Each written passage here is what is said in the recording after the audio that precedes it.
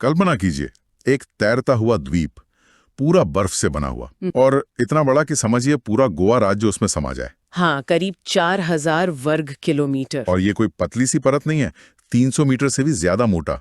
सोचिए कोई 90 मंजिला इमारत बस लेटी हुई हो। बिल्कुल।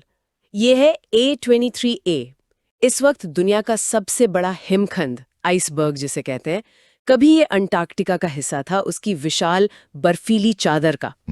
लेकिन आज ये खुले समंदर में है, अपनी एक अलग ही यात्रा पर, एक तैरता हुआ बर्फीला महाद्वीप कह सकते हैं। तो आज हम इसी असाधारण हिमखंड A23A से जुड़े जो भी स्रोत हैं उन पर थोड़ी गहराई से बात कर रहे हैं। हाँ, ये सिर्फ पानी पर तैरता बर्फ का पहाड़ नहीं है, ये अपने साथ ना कई गहरे सवाल लेकर चल रहा है, और शायद भविष्य के लिए कुछ चेतावनियां भी। बिल्कुल। हमारा मकसद यही है कि समझें कि ये बना कैसे, कितना विशाल है, इसकी यात्रा का क्या मतलब है, और सबसे जरूरी ये हमारे ग्रह के बारे में, उसके बदलते मिजाज के बारे में क्या इशारे कर रहा है। सही। तो चलिए इस बर्फीले रहस्य को थोड़ा खोलते हैं। और यहीं पर एक मुख्य सवाल उठता है कि क्या A23A का ये सफर सिर्फ प्रकृति का एक हैरत अंगेज नजारा है जिसे देखकर हम बस वाह करें, या फिर ये उससे ज्यादा है? क्या ये उस बड़े जलवायु संकट की एक गंभीर तैरती हुई चेतावनी है जिस पर हमें वाकई ध्यान देना चाहिए? जो जानकारी है वो दोनों तरफ सोचने को मजबूर करती है। तो ये कहानी शुरू कहाँ से होती है? कब और कैसे बना ये A23A? इसकी कहानी दशकों पुरानी है। जानकारी के मुताबिक इसका जन्म हुआ था 1986 में। 86 में? हाँ, जब ये अंटार्कटिका के विशाल फिल्चनर आइस शेल्फ से टूटकर अलग हुआ। और ये कोई छोटी मोटी घटना नहीं थी, एक बहुत बड़ा हिस्सा अलग हुआ। उस वक्त वैज्ञानिकों ने क्या कहा था? क्या उन्हें अंदाजा था कि इतना बड़ा है? हाँ, अंदाजा तो बिल्कुल था, बल्कि कुछ शुरुआती रिपोर्ट्स में तो इसे बर्फीला दानव तक कहा गया था। अच्छा। इसकी विशालता का अंदाजा आप ऐसे लगाइए कि अगर इसे लंदन शहर पर रख दें तो ये पूरे शहर को 50 बार ढक सकता है। लेकिन यहाँ एक बहुत ही दिलचस्प बात है, ये टूटने के फौरन बाद बहना शुरू नहीं हुआ। रुका रहा? ये कैसे? इतना बड़ा बर्फ का पहाड़ टूटा और फिर अटक गया कहाँ? हाँ, यही तो खास बात है। जो जानकारी है वो बताती है कि ये टूटने के बाद लगभग 30 सालों तक वो वेडल सी के समुद्री तल में एक तरह से फंसा रहा, मतलब ग्राउंडेड हो गया था। वेडल सी में? हाँ, सोचिए करीब 3 दशक गोवा से भी बड़ा बर्फ का टुकड़ा लगभग एक ही जगह पर टिका रहा। ये अपने आप में प्रकृति का एक बड़ा अनोखा फिनोमिनन था। 30 साल एक जगह पर जमा हुआ, ये तो वाकई हैरान करने वाला है। तो फिर आखिर ऐसा क्या बदला कि इसने चलना शुरू कर दिया अचानक से? कोई खास वजह? देखिए, एकदम सटीक कारण पर तो अभी भी शोध चल रहा है, लेकिन जो आकलन है वो ये कि 2020 के आसपास इसमें हरकत शुरू हुई। 2020 में? हाल ही में? हाँ, माना जा रहा है कि समय के साथ इसके नीचे की बर्फ शायद थोड़ी पिघली होगी, या फिर समुद्री धाराओं में, मतलब समंदर के पानी के बहाव में कुछ बदलाव आया होगा। और ये भी हो सकता है कि बदलते वैश्विक तापमान और जलवायु पैटर्न ने भी इसमें भूमिका निभाई हो, जिससे ये अपने उस लंगर से आजाद हुआ और धीरे धीरे बहने लगा। और अब ये किस तरफ जा रहा है? इसकी मंजिल क्या मानी जा रही है? फिलहाल ये दक्षिणी महासागर की ओर बढ़ रहा है, सदर्न ओशन, जिसे आइसबर्ग एली भी कहते हैं, जहां से अक्सर ऐसे बड़े हिमखंड गुजरते हैं। आइसबर्ग एली? हाँ, तो इसकी ये यात्रा वैज्ञानिकों के लिए गहन अध्ययन का विषय बन गई है। वो इसके रास्ते, इसकी रफ्तार और सबसे जरूरी इसके पिघलने की दर पर लगातार नजर रखे हुए हैं। ये जानना जरूरी है कि आगे कहाँ जाएगा और इसका अंत कैसे होगा। बिल्कुल। इसकी विशालता को सिर्फ आंकड़ों में समझना शायद काफी नहीं है। हमने गोवा या लंदन से तुलना की, लेकिन फिर से सोचें, एरिया करीब 4000 वर्ग किलोमीटर, मोटाई 300 से 400 मीटर। ये तो वाकई किसी आसमान छूती इमारत जैसा है, बस लेटा हुआ। और वजन का अनुमान तो और भी होश उड़ाने वाला है, करीब 1 ट्रिलियन टन बर्फ। 1 ट्रिलियन टन? हाँ, ये संख्या इतनी बड़ी है कि कल्पना करना भी मुश्किल है। और अगर हम इसे बड़े पैमाने पर देखें तो इतने बड़े हिमखंड का हिलना सिर्फ इसका अपनी जगह बदलना नहीं है। इसका जो विशाल वजन और आकार है वो समुद्र के पानी पर दबाव डालता है, ये अपने रास्ते में आने वाली समुद्री धाराओं को मोड़ सकता है, उनकी गति बदल सकता है, जिसका असर उस पूरे इलाके के समुद्री पर्यावरण पर पड़ सकता है। धाराओं पर असर तो ठीक है, लेकिन सबसे पहला सवाल जो दिमाग में आता है वो ये है कि जब ये पिघलेगा, और जाहिर है गर्म पानी की तरफ बढ़ते हुए पिघलेगा ही, तब क्या होगा? 1 ट्रिलियन टन बर्फ, इसका पिघलना कोई छोटी बात तो नहीं होगी। निश्चित रूप से नहीं। ये एक बहुत ही महत्वपूर्ण पहलू है जिस पर वैज्ञानिक ध्यान दे रहे हैं। जब A23A पिघलेगा तो ये बहुत भारी मात्रा में ठंडा मीठा पानी आसपास के खारे समुद्री पानी में छोड़ेगा। हाँ, मीठा पानी। हाँ, और पानी की लवणता मतलब खारेपन और तापमान में जो ये अचानक बदलाव आएगा वो उस क्षेत्र के नाजुक समुद्री इकोसिस्टम पर गहरा असर डाल सकता है। किस तरह का असर? मतलब क्या ये समुद्री जीवन के लिए नुकसानदेह हो सकता है? हाँ, इसके कई प्रभाव हो सकते हैं। सबसे पहले तो प्लवक पर असर पड़ सकता है।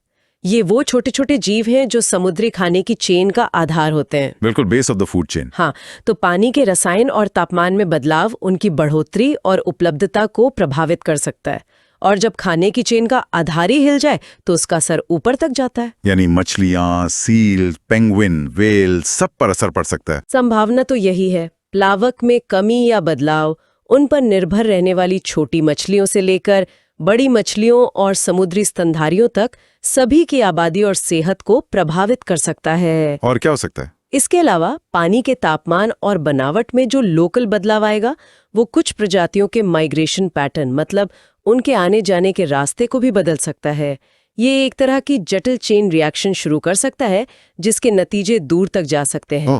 हालांकि कुछ स्रोत ये भी कहते हैं कि हिमखंड अपने साथ कुछ पोषक तत्व भी लाते हैं जो लोकल लेवल पर फायदेमंद हो सकते हैं, लेकिन इतने बड़े पैमाने पर मीठे पानी का मिलना वो ज्यादातर नेगेटिव असर ही डालता है। तो ये जो A23A जैसे विशाल हिमखंड टूट रहे हैं, क्या ये एक नॉर्मल नेचुरल प्रोसेस है? ये किसी बड़े बदलाव का संकेत है, शायद जलवायु परिवर्तन से जुड़ा हुआ? देखिए, हिमखंडों का टूटना, जिसे वैज्ञानिक भाषा में काल्विंग कहते हैं, अंटार्कटिका जैसी जगहों पर एक नेचुरल साइकिल का हिस्सा तो है। बर्फ बनती है, ग्लेशियर बहते हैं, किनारे से टूटकर हिमखंड बनते हैं। लेकिन इस जो चिंता की बात है वो है इस प्रक्रिया की रफ्तार और इसका पैमाना। आजकल जिस तेजी से और जितने बड़े टुकड़े टूट रहे हैं वो सामान्य नहीं लगता। नासा और ब्रिटिश एंटार्क्टिक सर्वे जैसी बड़ी संस्थाओं की रिपोर्ट्स लगातार यही बता रही हैं कि अंटार्कटिका हर साल औसतन लगभग 150 अरब टन बर्फ खो रहा है। ये आंकड़ा तो वाकई होश उड़ाने वाला है। A23A का टूटना और अब उसका बहना, इसे उस बड़े पैटर्न से जोड़कर देखा जा रहा है। हाँ, वैज्ञानिक इसे इसी बड़े कॉन्टेक्स्ट में देख रहे हैं। A23A का 1986 में टूटना शायद उस वक्त की स्थितियों का नतीजा था, लेकिन इसका अब बहना और अंटार्कटिका से लगातार इतनी बड़ी मात्रा में बर्फ का गायब होना, ये सब मिलकर एक चिंताजनक तस्वीर बनाते हैं। ये सिर्फ एक अकेली अनोखी घटना नहीं लगती, बल्कि एक बड़े ग्लोबल ट्रेंड का हिस्सा हो सकती है जो बढ़ते तापमान से जुड़ा है। और अगर ये ट्रेंड जारी रहता है तो इसका सबसे बड़ा खतरा क्या है?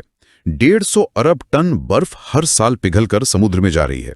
इसका अंतिम नतीजा क्या होगा? सबसे सीधा और सबसे गंभीर नतीजा है दुनिया भर में समुद्र के स्तर में बढ़ोतरी, ग्लोबल सी लेवल राइज। सी लेवल राइज? हाँ, जो अनुमान है वो बताते हैं कि अगर बर्फ पिघलने की मौजूदा दरें जारी रहीं या और बढ़ीं तो इस सदी के अंत तक यानी साल 2100 तक दुनिया भर में समुद्र का स्तर औसतन 1 से 2 मीटर तक बढ़ सकता है। 1 से 2 मीटर? हाँ, और कुछ रिपोर्ट्स में तो इससे भी ज्यादा बढ़ोतरी का अनुमान लगाया गया है। 1-2 मीटर सुनने में शायद ये आंकड़ा बहुत बड़ा ना लगे, लेकिन जब हम इसे दुनिया भर के तटीय शहरों और निचले इलाकों के हिसाब से देखते हैं तब इसका मतलब तो विनाशकारी हो सकता है। और भारत, जिसकी इतनी लंबी तटरेखा है, वो खास तौर पर संवेदनशील है। हाँ, हमारी कोस्टलाइन तो बहुत लंबी है। रिपोर्ट्स के अनुसार समुद्र के स्तर में इस तरह की बढ़ोतरी के भारत पर बहुत गंभीर परिणाम हो सकते हैं। जैसे मुंबई जैसे शहर में मरीन ड्राइव और वर्सोवा जैसे कई निचले इलाके परमानेंटली पानी में डूब सकते हैं। परमानेंटली? हाँ, जिससे लाखों लोगों का जीवन, उनकी आजीविका सब प्रभावित होगी। और कलकत्ता, सुंदरबन? कलकत्ता और उससे सटा हुआ सुंदरबन डेल्टा, जो पहले से बाढ़ और जमीन के कटाव की समस्या से जूझ रहा है, वो और भी ज्यादा असुरक्षित हो जाएगा। सुंदरबन तो दुनिया का सबसे बड़ा मैंग्रोव जंगल है, एक यूनिक बायोडाइवर्सिटी हॉटस्पॉट है। समुद्र का बढ़ता स्तर उसके अस्तित्व के लिए सीधा खतरा है। और दक्षिण में? चेन्नई? हाँ, चेन्नई और तमिलनाडु के दूसरे तटीय इलाकों में कई गांव और खेती की जमीन समुद्र में समा सकती हैं। इससे बड़े पैमाने पर लोगों को विस्थापित होना पड़ेगा और आर्थिक नुकसान भी बहुत होगा। ये उदाहरण तो वाकई आंखें खोलने वाले हैं। ये बिल्कुल साफ कर देते हैं कि अंटार्कटिका में जो हो रहा है वो कोई हजारों किलोमीटर दूर की घटना नहीं है, उसका सीधा असर हमारे दरवाजे तक पहुंच सकता है। सही कहा। ये सिर्फ पर्यावरण का मुद्दा नहीं रहा, ये मानवीय और आर्थिक मुद्दा भी बन गया है। बिल्कुल सही। यही तो जलवायु परिवर्तन की असलियत है। ये एक ग्लोबल घटना है जिसके लोकल परिणाम बेहद गंभीर हो सकते हैं। A23A जैसी घटनाएं हमें इसी इंटरकनेक्टेड दुनिया की याद दिलाती हैं और एक्शन लेने की जरूरत को रेखांकित करती है। लेकिन अच्छी बात यह है कि ऐसा नहीं है कि ये विशाल हिमखंड बस यूं ही गुमनामी में तैर रहा है और कोई इस पर ध्यान नहीं दे रहा है। आपने बताया कि वैज्ञानिक इस पर नजर रखे हुए हैं। वैज्ञानिक समुदाय A23A को एक बहुत ही अनोखे मौके के तौर पर देख रहा है। इसे फ्लोटिंग लेबोरेटरी या तैरती प्रयोगशाला इसलिए कहा जा रहा है क्योंकि ये वैज्ञानिकों को रियल टाइम में ये स्टडी करने का मौका दे रहा है कितना बड़ा बर्फ का टुकड़ा खुले महासागर में कैसे बर्ताव करता है और वो आसपास के पर्यावरण को कैसे प्रभावित करता है। किस तरह का शोध हो रहा है? मतलब टेक्नोलॉजी का कैसे इस्तेमाल कर रहे हैं? कई तरीकों से। सबसे पहले तो सैटेलाइट्स है जो लगातार इसकी तस्वीरें ले रहे हैं, इसका आकार, इसकी पोजीशन, इसकी गति सब ट्रैक कर रहे हैं। Satellite imaging? हाँ। फिर कुछ मिशनों में ड्रोन्स या खास उपकरणों वाले जहाज़ों का इस्तेमाल करके इसके करीब जाया जा सकता है, पानी के सैंपल लिए जा सकते हैं, इसकी मोटाई का अंदाज़ा लगाया जा सकता है और ये देखा जा सकता है कि इसके पिघलने से पानी की केमिस्ट्री कैसे बदल रही है। और इस सारे डेटा से वैज्ञानिक क्या समझने की उम्मीद कर रहे हैं? मतलब इसका बड़ा मकसद क्या है? कई जरूरी मकसद है। पहला तो ये समझना कि इतनी बड़ी मात्रा में मीठा पानी और ठंडी बर्फ समुद्र के तापमान, खारेपन और धाराओं को लोकल और शायद रीजनल लेवल पर कैसे प्रभावित करती है। ठीक है। दूसरा, ये स्टडी करना कि क्या ये हिमखंड पिघलते समय समुद्र में पोषक तत्व छोड़ते हैं जैसा कि कुछ छोटे हिमखंडों के साथ देखा गया है, और अगर हाँ तो उसका समुद्री जीवन पर क्या असर पड़ता है। और सबसे जरूरी, A23A से जो डेटा मिल रहा है वो भविष्य के क्लाइमेट मॉडल्स को बेहतर बनाने में मदद कर सकता है। अच्छा। इससे ये समझने में मदद मिलेगी कि भविष्य में जब और बड़े हिमखंड टूटेंगे तो उनका बर्ताव कैसा होगा और समुद्र के स्तर में बढ़ोतरी का अनुमान कितना सटीक लगाया जा सकता है। ये एक तरह से भविष्य की घटनाओं का लाइव डेमो है। तो आज हमने A23A की पूरी कहानी को समझने की कोशिश की। 1986 में फिल्चनर आइस शेल्फ से इसका जन्म, फिर वेडल सी में वो लगभग 30 साल का लंबा ठहराव, और अब दक्षिणी महासागर की ओर इसकी धीमी लेकिन लगातार यात्रा। हाँ, हमने इसके अविश्वसनीय आकार, गोवा से बड़ा 90 मंजिला इमारत जितना मोटा और करीब 1 ट्रिलियन टन वजनी, इस पर भी बात की, और इसके पिघलने से समुद्री इकोसिस्टम पर जो असर पड़ सकता है उस पर भी चर्चा की। हाँ, और इन सारे तथ्यों से आगे बढ़कर जो सबसे महत्वपूर्ण बात सामने आई है वो है इसका जलवायु परिवर्तन के बड़े और चिंताजनक कॉन्टेक्स्ट से जुड़ा होना। बिल्कुल। अंटार्कटिका का हर साल 150 अरब टन बर्फ खोना और सदी के अंत तक समुद्र के स्तर में 1 से 2 मीटर की संभावित बढ़ोतरी, ये आंकड़े हमें सोचने पर मजबूर करते हैं। A23A सिर्फ एक विशाल हिमखंड नहीं है, ये उस बड़े बदलाव का एक प्रतीक बन गया है। बिल्कुल। तो अंत में इसका सार क्या है? मतलब what does this all mean? A23A सिर्फ प्रकृति का एक हैरान करने वाला नजारा भर तो नहीं है। नहीं, ये उससे कहीं ज्यादा है। हमने जिन स्रोतों का विश्लेषण किया उनके आधार पर ये एक साफ चेतावनी है और दुनिया भर में महसूस किए जा रहे हैं। खासकर जैसा कि हमने भारत के मुंबई, कोलकाता और चेन्नई के उदाहरण में देखा, हमारे तटीय शहरों और समुदायों के लिए खतरा बहुत वास्तविक है। A23A की ये यात्रा और अंटार्कटिका से बर्फ पिघलने का ये पूरा ट्रेंड हमें एक अहम सवाल पर लाकर खड़ा करता है। समुद्र के बढ़ते स्तर के इस खतरे को देखते हुए हमारे रोजमर्रा के जीवन और हमारे समाज के किन पहलुओं को सबसे पहले और सबसे तेजी से बदलने की अनुकूलन की जरूरत पड़ सकती है। ये सोचने वाली बात है। क्या ये हमारी शहरी नियोजन की रणनीतियां हैं, हमारी खेती करने के तरीके, या हमारी पानी मैनेज करने की नीतियां, या शायद कुछ और? इस पर गहराई से विचार करना जरूरी है। हमारे साथ जुड़ने के लिए धन्यवाद। धन्यवाद।